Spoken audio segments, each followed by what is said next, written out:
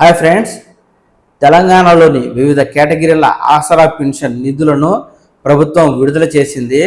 ఈ నేపథ్యంలో ఏప్రిల్ 26వ తేదీ నుంచి మే 3వ తేదీ వరకు పింఛన్ల పంపిణీ జరుగుతుందని అర్హులైన లబ్ధిదారులు సంబంధిత పోస్టాఫీసు నుంచి పింఛన్ తీసుకోవాలని అధికారులు అయితే కీలక ప్రకటన జారీ చేశారండి. మార్చి నెలకు సంబంధించిన ఆసరా పింఛన్లు ఏప్రిల్ 25వ తేదీన నిధులు విడుదల చేయగా 26 నుంచి మే 3వ తేదీ వరకు పంపిణీ జరుగుతుంది. దీనికి సంబంధించి అధికారులు ప్రకటించిన ప్రకటన ఈ విధంగా ఉంది. ఆసరా పింఛన్లు అనగా వృద్ధాప్య, వితంతు, వికలాంగుల, చేనేత, కల్లుగీత మరియు ఒంటరి మహిళల పింఛన్లు పొందు పింఛన్దారులకు నేటి నుండి మే 3వ తేదీ వరకు పోస్టల్ శాఖ నుండి పంపిణీ చేయడం జరుగుతుందని జిల్లా గ్రామీణాభివృద్ధి శాఖ అధికారి జె శేఖర్ రెడ్డి గారు ఒక ప్రకటనలో తెలిపారండి.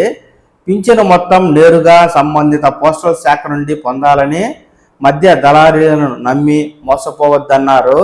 పింఛను పొందుటకు ఎటువంటి సొమ్ము చెల్లించాల్సిన అవసరం లేదని, పింఛను మొత్తం వృద్ధులైతే 2016, దివ్యాంగులైతే 4016, 16 రూపాయల చిల్లరను కూడా అడిగి తీసుకోవాలని, ఎక్కడైనా అధికారులు 16 రూపాయల చిల్లర ఇవ్వకుండా ఉండినట్లయితే సంబంధిత పోస్టల్ అధికారులపై డిఆర్డిఏ అధికారులకు ఫిర్యాదు చేయవచ్చు అంటూ మనకు నల్గొండ జిల్లాకు సంబంధించిన డిఆర్డిఏ అధికారులు స్పష్టం చేస్తూ ఉండగా, ఇది ఒక నల్గొండ జిల్లాకే కాదండి, తెలంగాణ రాష్ట్రానికి సంబంధించి అన్ని జిల్లాలకు ఈ పింఛన్ నిధులు అనేవి విడుదలయ్యాయి.